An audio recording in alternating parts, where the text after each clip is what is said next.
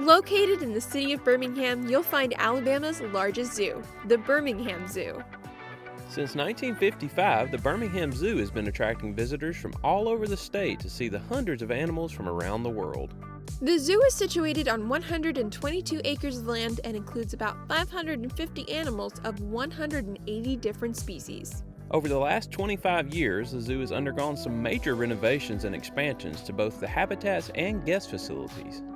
One of the most recent additions is the impressive new entrance plaza, which just opened back in 2019. Directly behind the entrance plaza is a large green space which is used for events of all kinds. From there, you can branch off into several lands with different types of animals. On our visit, we went straight back to the Trails of Africa area, which is home to the elephants.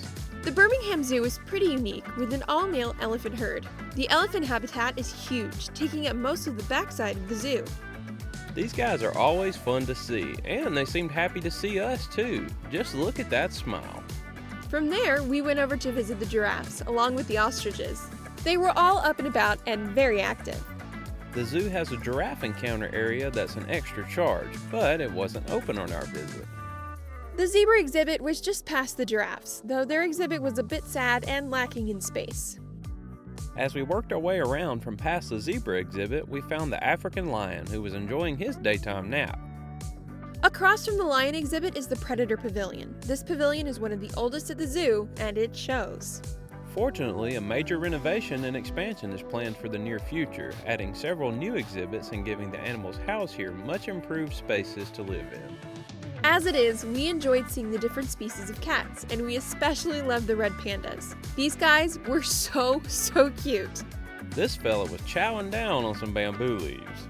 We have our own red panda at home. Her name is Mango. See the resemblance? From there, we moved on to the other side of the zoo, beginning with the primate hall. Like the predator hall, the primate hall is one of the older parts of the zoo. It seems to have had more improvements made to it though, so it isn't nearly as depressing. I'd still like to see the monkeys have a more open and natural space to enjoy though, as an exhibit with 4 concrete walls feels very confined. The monkeys were super cute and very active. We loved seeing the orangutans. This guy was feeling a little bit camera shy, so he hid under his blanket until we went away. The primate hall is also home to the jaguar exhibit, which is always fun to see. Their coats are so beautiful. The last exhibit here was the giant otters, and they were having so much fun just doing otter things. We moved on from there back towards the front, where the bird exhibits were located. On the way, we passed by Wild Burger, one of the zoo's 2 restaurants. The smell coming out from there definitely made our stomachs start growling. The bird exhibits were probably one of our favorite areas of the zoo. They had a lorikeet aviary that you could walk through, but it was closed on our visit, so we had to admire them from the outside of the habitat. Jess made friends with an owl, which seems to have become a thing with her for some reason.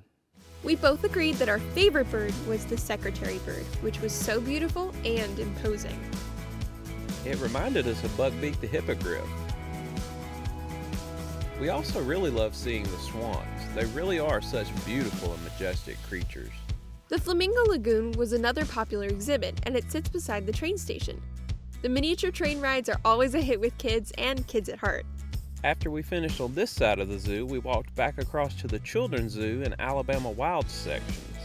The Children's Zoo houses a play area, a restaurant, a couple of aquatic exhibits, and a petting zoo located in a barn. Behind this area is the Alabama Wilds, with all sorts of animals that are native to our state.